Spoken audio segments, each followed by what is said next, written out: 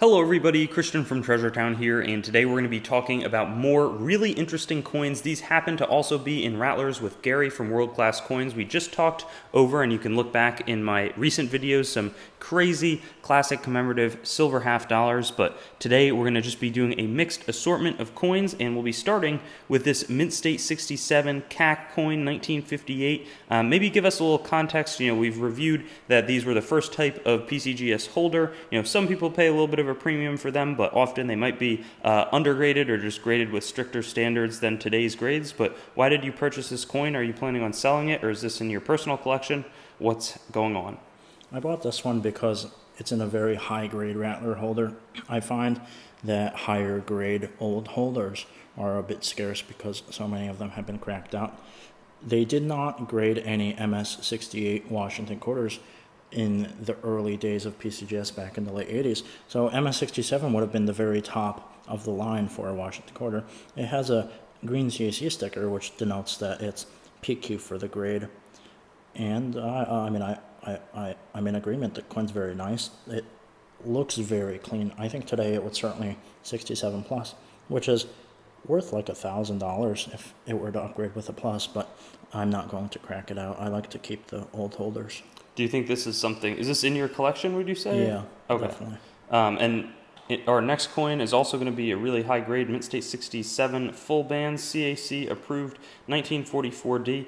We'll show the split bands there on the reverse of the coin, but what's the story with this This coin? is a very common date.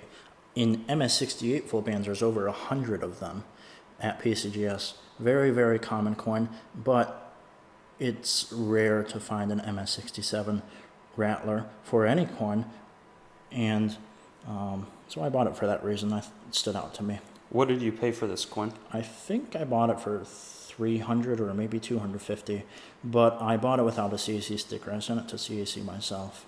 Okay, and is that, what would it be worth in a 67 full bands, modern holder? It's certainly upgradable. It's certainly a 68 today. 68s are worth like $1,000. Okay. I think it's worth like $1,000. Awesome. Well, that sounds like a good buy. This one looks just gorgeous, and we'll zoom out a little bit so that we can see the full holder. But MidStay 67 1881S silver dollar, really high end. But when we look at the cheek there, it looks almost, I don't want to say flawless, but pretty close to it. Do you think that this is an upgrade coin? Is this one of the nicer Morgans that you've seen? This is like the crown jewel of my Rattler collection. The coin is a very strong 68.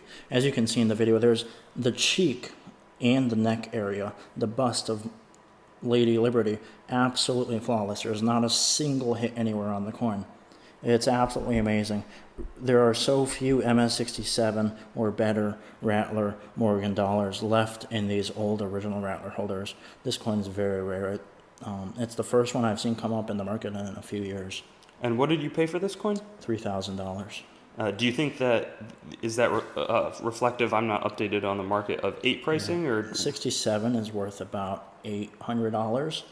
67 plus is worth about $1,200 or $1,300, and a 68 is worth about $3,500 to $4,000.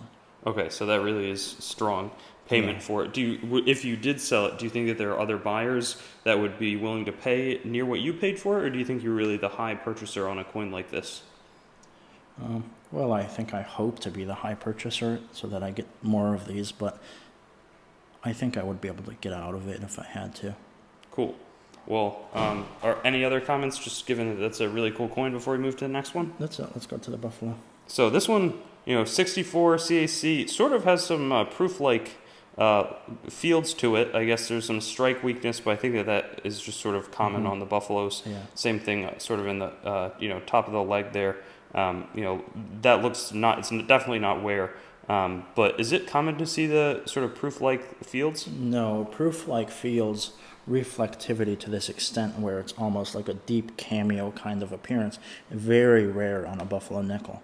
Very, very rare. It's worth a large premium if a Buffalo nickel is fully proof-like. This is not fully proof-like. This is, I guess I would consider it semi-proof-like. And it is not a common appearance for this date and mint mark combination either, which is another interesting aspect of the coin.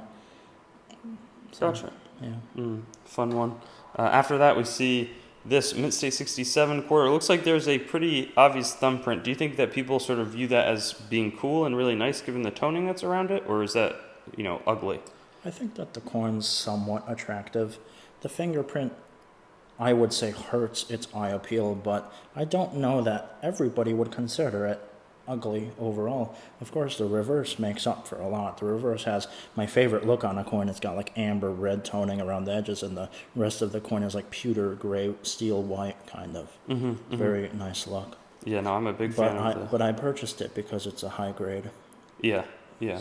No, it's interesting just the depth of collecting. Before I forget to mention, what's the significance? You told me before this video that these are like tougher to find boxes, the double row Rattler.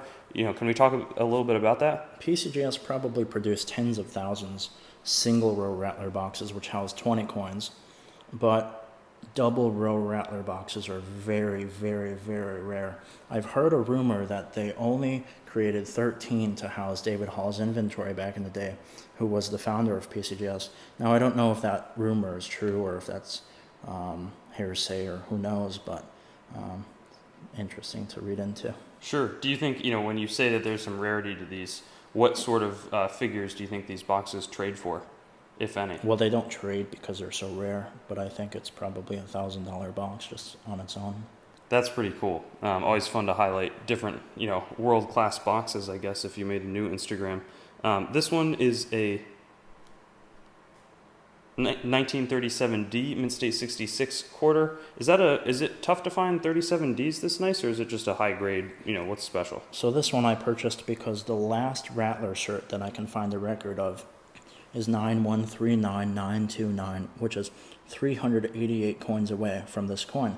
So that would entail that this 1937D Washington quarter was slabbed on the last day of production of these PCGS Rattler holders, which I find very neat. Now, luckily, inside of the holder, the coin is PQ. It's a 66, but it's a very premium quality, high-end 66. Very nice look. It's fully original. I like the coin inside, but I bought the coin because of the holder in this instance. Very cool. And probably advice most people should not go by, but I think it's a different situation here. These ones, you had mentioned to bring them out together, and I think I know why, but I'll let you explain what the reason is. I purchased these two together as a pair because the cert numbers on these are both consecutive, 4-7 and 4-8. I find that very neat. One coin is better than the other coin in my opinion. However, I would not want to split the pair up because I think that's insanely cool that they've been together since the late 80s. It's very fascinating to me. Yeah, well, I'll let the viewers, now that they've been looking at it for a little while, which of these do you think is the nicer coin? I like 4-8 more, but what's funny is people that I've shown these to like 4-7 more. So It's really a personal preference. Awesome. No, I was thinking that, but I was nervous to hear why. I don't like the black streak. Oh, right there. Yeah. No, I don't know. Really, really fascinating. Of course, when we submit them, we all get consecutive certs back, but I think it's much different when it's the first holder type. We've got two more coins here. This one, again, I think I can figure out why you're showing it off, and it's pretty obvious right there. Cool serial number 7300000. Can you explain a little bit more? That's why I bought the coin. it's just a very interesting, very cool cert. You look at it and you're kind of like, wow, because it's like, I guess that would be the 7,300,000th coin graded. It's very interesting. Yeah, and what did you pay for this cool serial number, sir? I think I paid $250. I might have paid $300. I certainly paid a premium, but I think it's something very cool to have in your box. I think it's a discussion piece for sure. Definitely. And then our last one today here is I'm going to give the viewer a chance to look at it. The label says 1879. Let's take a close look at that date on the coin. It's an 1878, so it's going to be the wrong year.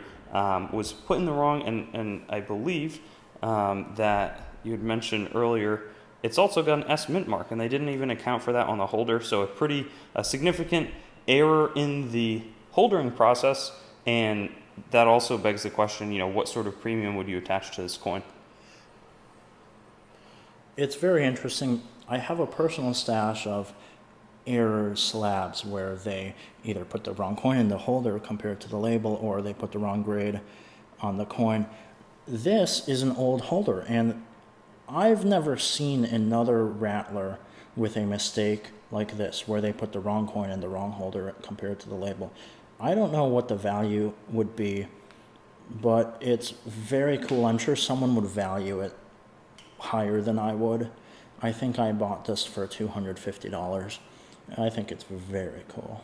Fascinating. Well, that's the last coin in today's group. I think just a standout Rattler show, whether it's the proof-looking Buffalo nickel or the incredible MidStay 67 that could be an 81S Morgan dollar. So many neat coins and good history as well in the backstory of this potentially more valuable double Rattler box. So thanks for joining, and I think we've got another video we're going to film after this, maybe come out in 1 or 2 weeks after I release this one, so I'll look forward to hosting you then. Thank you, Christian. Thanks for watching the video. Be sure to like, comment your thoughts, and subscribe to Treasure Town, and get in touch with me on Instagram, Facebook, and Twitter. Also, check out my website, treasuretowncoins.com, for news and updates related to the channel and collectibles in general. Lastly, there's a link tree in the description with links to all of my other sites, as well as some affiliate links that can support the channel. But with that being said, have a great day, and I'll hope to see you on some of my videos in the future.